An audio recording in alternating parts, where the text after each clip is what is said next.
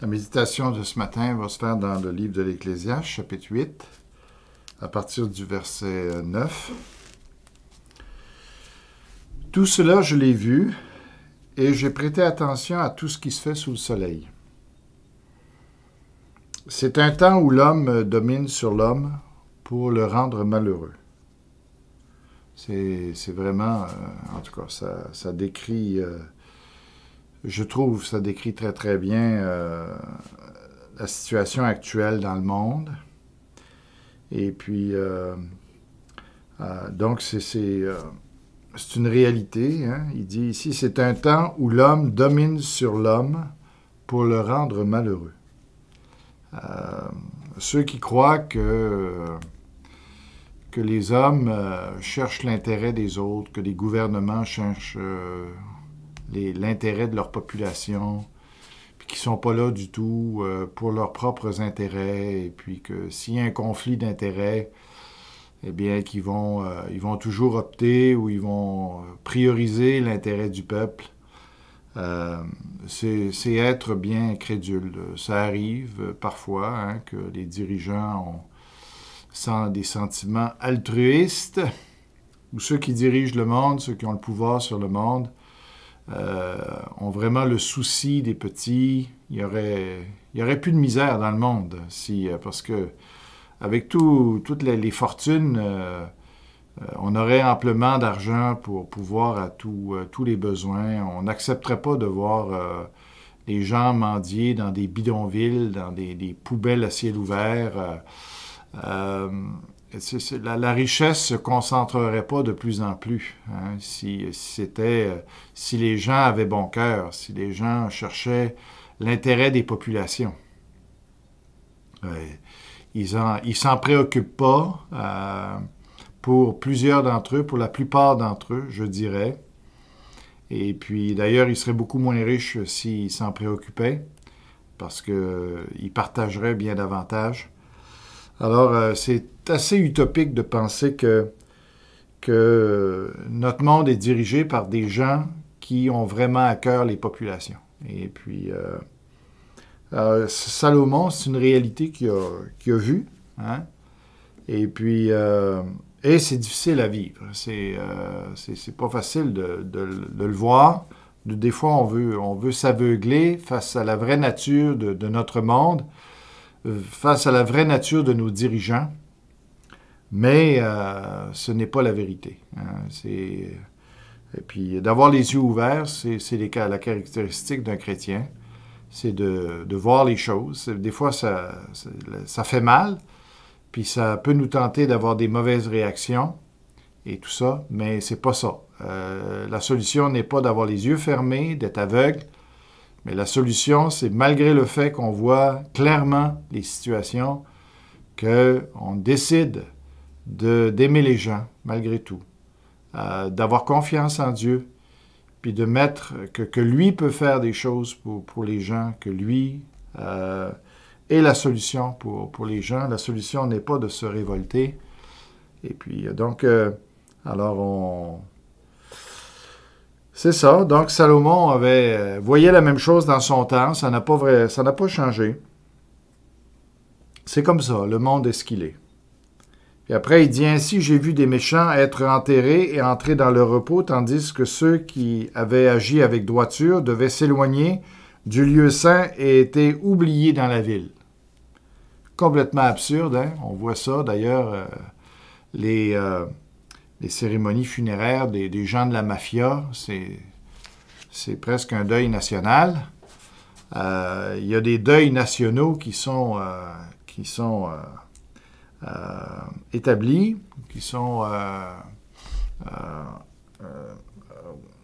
accomplis, en tout cas, pour des gens qui le méritent vraiment pas, qui sont des gens qui ont vécu pour eux, qui ont vécu dans la méchanceté, puis pourtant on les traite comme si c'était des dieux, si c'était des gens honorables, des gens dignes de tout honneur.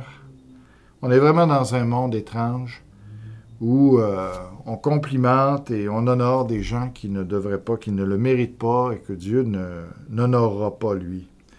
Alors, Salomon trouve ça déplorable, qu'on agisse comme ça alors que des gens qui mériteraient des honneurs, les pères de famille qui ont toujours pris leurs responsabilités, qui se sont dépouillés pour leurs enfants, qui ont renoncé à eux pour leurs enfants, des mamans qui se sont oubliées elles-mêmes aussi, qui ont toujours renoncé à leur vie pour prendre soin de leurs enfants et tout ça. C'est ces gens-là qu'on devrait honorer. Des gens simplement qui mènent une vie simple et puis qui font du bien à ceux qui les entourent, qui vivent pour les autres, qui cherchent à ne pas faire de mal à leurs prochains.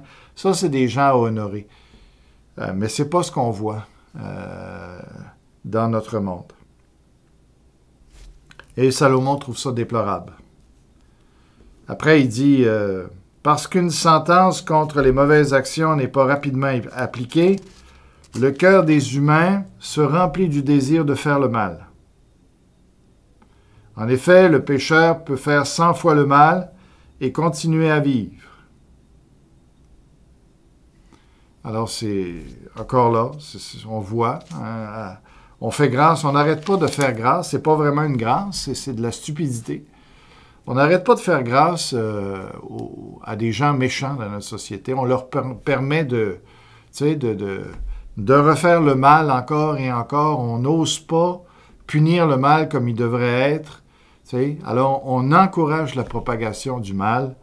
Pendant qu'on redonne de la chance à ces gens-là qui n'ont pas l'intention de la saisir, eh bien, pendant ce temps-là, il y a des gens qui sont victimes encore là de ces agresseurs-là et ça se poursuit. Les gens n'apprennent pas à craindre Dieu parce que la punition que leurs mauvaises actions méritent n'est pas châtiée correctement. Alors, on traite le mal avec beaucoup de légèreté dans notre société et dans bien d'autres. Et finalement, on encourage le mal de cette manière-là. Alors, c'est malheureux parce que ce sont des innocents qui vont payer pour ça. Et on appelle ça de la compassion. On appelle ça de la réhabilitation. C'est un ridicule consommé, hein, et c'est une méchanceté de faire ça, de permettre à la société d'endurer de telles situations. Des gens qui sont tout à fait honnêtes, qui voudraient avoir une vie tranquille, qui ne devraient pas avoir à craindre encore des malfaiteurs. Et puis, mais on les relâche, on fait même plus de procès pour ça. C'est vraiment épouvantable. C'est ce que Salomon a constaté. Et puis, c'est pas la façon d'agir. Hein. Dieu n'agit pas comme ça. Hein. Et là, c'est lorsqu'on applique la loi que là, la grâce prend son sens, que là, les gens peuvent crier à Dieu parce qu'ils sont des malfaiteurs, ils le reconnaissent. On arrête de banaliser leurs actions et là, ça leur permet de crier à Dieu. Là, c'est là que le ministère d'aumônier prend tout son sens quand des gens sont brisés à cause de ce qu'ils ont fait et puis qui sont repentants et qui vraiment sont désolés de façon profonde du mal qu'ils ont causé. Et là, il y a une restauration possible. C'est pour ces personnes-là. Mais lorsqu'on n'applique pas la loi correctement, lorsqu'on on traite les gens comme ce qu'ils ont fait, ce n'est pas si grave que ça, eh bien, on bâtit une société où le mal n'arrête pas de prospérer. Alors, c'est ça pour la méditation de ce matin. Que Dieu vous bénisse.